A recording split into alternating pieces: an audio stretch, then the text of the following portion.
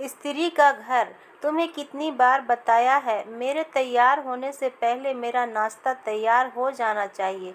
शादी के 25 सालों बाद भी मुझे क्यों बार बार एक ही बात बतानी पड़ती है? लता, तुम्हें क्या हुआ? तुम तो आराम से घर पर रहोगी, मुझे काम पर जाना पड़ता है। तुम हो कि हमेशा बेवकूफ़ों जैसी हरकत करती हो। अगर तुम यह जानबूझकर करती हो तो याद रखना, मुझसे बुरा कोई नहीं होगा। आज भी प्रशांत का पारा चढ़ा हुआ था। इन कटु शब्दों में अपना गुस्सा उतारते हुए, गीला तौलिया कुर्सी पर फेंकते हुए प्रशांत गुस्से से लता की तरफ देखने लगा। लता के लिए प्रशांत का यह बेवजह का गुस्सा कोई नई बात नहीं। वह महीने में 3-4 बार ऐसे ही लता पर बरस पड़ता था। पहले पहले लता उसका विरोध किया करती थी, लेकिन जब कई सालों तक प्रशांत में कोई बदलाव नहीं दिखा तो लता ने खुद को ही बदल दिया। अब प्रशांत के कुछ भी कहने से लता को कोई फर्क नहीं पड़ता था। प्रशांत की हर बात वो चुपचाप सिर नीचे झुकाए सुन लेते थी। शादी के पहले 5 साल तक लता ने पूरी कोशिश की थी कि प्रशांत को बदला जाए, लेकिन फालतू का गुस्सा करना और बाद में लता को भला बुरा कहना, या मानो जैसे उसकी आदत बन गई थी। कोई भी वाद विवाद होता तो प्रशांत सीधा लता को ही बोल देता, अगर मैं तुम्हें अच्छा नहीं लगता तो क्यों नहीं चली जाती अपने मायके? क्यों रहती हो मेरे साथ? इतना सब कुछ होने के बावजूद लता प्रशांत के साथ रहती थी, क्योंकि उसे अपनी बेटी की फिक्र थी। और वह जाती भी तो कहाँ? अपने बूढ़े हो चुके माँ बाप को इस उम्र में परेशान करना वह नहीं चाहती थी। समाज और लोग क्या कहेंगे, यह भी तो उसे देखना था। वह इतनी पढ़ी लिखी भी तो नहीं थी कि खुद जाकर कोई नौकरी कर सके और अपना और अपनी बेटी का पालन पोषण कर सके। लता को अब अपनी फिक्र नहीं थी। उसको फिक्र थी तो बस अपनी शादी लायक हो रही बेटी की। लता नहीं चाहती थी कि पति और पत्नी के झगड़े की वजह से काव्या डिस्टर्ब हो। काव्या की पढ़ाई पूरी हो चुकी थी, उसके लिए अब शादी के रिश्ते आने लगे थे। कई रिश्तों को काव्या ठुकरा चुकी थी। 2-3 महीने बाद एक अच्छा रिश्ता आया। रिश्तेदारों और पहचान के लोगों ने भी लड़के के बहुत गुणगान किए थे। प्रशांत एक शाम अपनी बेटी के पास बैठकर उससे बताने लगा, काव्या बहुत अच्छा लड़का है, पढ़ा लिखा है, बड़ा घर का है, बहुत अच्छी नौकरी है। ऐसे रिश्ते बार बार नहीं आते बेटा, इस बार मना मत करना। काव्या अपने पिता से ज़्यादा बात नहीं करती थी।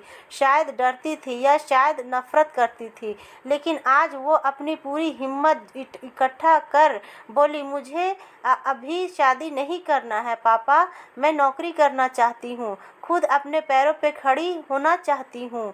हाँ तो उसमें क्या बड़ी बात है? मैंने लड़के से बात की है, वह तुम्हें किसी बात के लिए नहीं रोकेगा। तुम शादी के बाद भी नौकरी कर सकती हो, वहाँ तुम्हें नौकरी के लिए परमिशन दे देगा।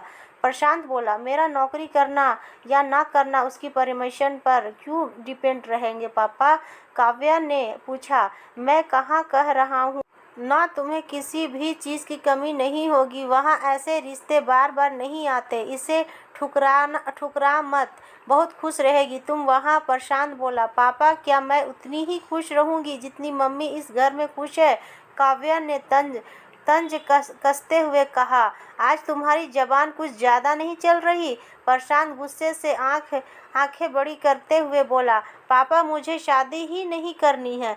क्यों? शादी के बाद अगर वह लड़का आपके जैसा निकला तो मैं क्या करूंगी? मुझे आपके जैसा जीवन साथी नहीं चाहिए जो बिना बात के मुझ पर हमेशा चिल्लाए। मुझे कुछ भी अपनी पसंद का लेना हो तो 10 बार सोचना पड़े, कहीं वह नाराज़ न हो जाए। मेरी तबीयत कैसी भी हो उसे परवाह न हो। रोटी थोड़ी सी मोटी बन जाए तो घर सर पर उठा ले। उसकी चेक बुक ना मिले तो भी मेरे ही दोस्त निकले और हर छोटी मोटी बात पर मुझे मायके जाने के लिए कहे। काव्या ने अपने दिल की करते हुए पापा से सब कह दिया। प्रशांत का गुस्सा सातवें आसमान पर था, लेकिन उसके मुंह से एक भी शब्द नहीं फूट रहा था। वह काव्या की बातें सुन रहा था। काव्या उतना ही बोलकर चुप नहीं हुई। आज पहली बार वह अपने पापा के सामने इतना कुछ बोल रही थी। पापा, अपने माँ के साथ हमेशा गलत व्यवहार किया है। आप अपने ऑफिस का गुस्सा बिना सोचे समझे माँ पर उतार देते हैं। कभी इस बात की परवाह भी नहीं करते कि उन्हें कैसा लगता होगा। आपकी बातें सुन सुन माँ ने अपना स्वाभिमान खो दिया। प्रशांत आज पहली बार अपने किए के बर्ताव को महसूस कर पा रहा था। वो इतना ही बोल पाया, जो तुम्हारा मन है वो करो, मैं तो इतना बुरा हूँ ना। काव्या ने प्रशांत का हाथ पकड़ा और बोली, पापा, मुझे सिर्फ एक सवाल का जवाब दे दो। क्या आप चाहोगे कि मेरा पति आप जैसा हो? अगर आप जवाब हाँ है तो कर दीजिए मेरी रिश्ते आज ही, और ना है तो मुझे आत्मनिर्भर बनने दीजिए। प्रशांत कुछ भी ना बोल पाया और वहाँ से चुपचाप बाहर चला गया। आज उसे लता के सामने जाने में शर्म आ रही थी। चलते चलते उसकी आंखों से आंसू बह रहे थे। प्रशांत ने आज से अपने आप को बदलने का निश्चय किया। अगले दिन से लता ने अपने पति में काफी बदलाव देखा। वह सोचने लगी कि जो हिम्मत काव्या ने दिखाई है, वह हिम्मत अगर मैं पहले दिखा देती तो शायद आज परिस्थिति कुछ और होती। अब काव्या पढ़ लिख कर अच्छी नौकरी करने लगी थी और 3 साल बाद उसके लिए एक अच्छा रिश्ता आया। और उसकी विदाई पर प्रशांत बोला, बेटा, तू हमेशा खुश रहेगी क्योंकि तेरा पति तेरे बाप जैसा नहीं है। प्रशांत की यह बात सुनकर लता और काव्या की आंखों से आंसू बहने लगे। दोस्तों, हमारे समाज में औरतों को भले ही देवी का दर्जा दिया जाता है, लेकिन वह स्वतंत्र नहीं दी जाती जो उन्हें देनी चाहिए। उन्हें बचपन से ही बताया जाता है कि वह पराया धन है। स्कूल से आने में देर हो जाए तो पिटाई मिलती है।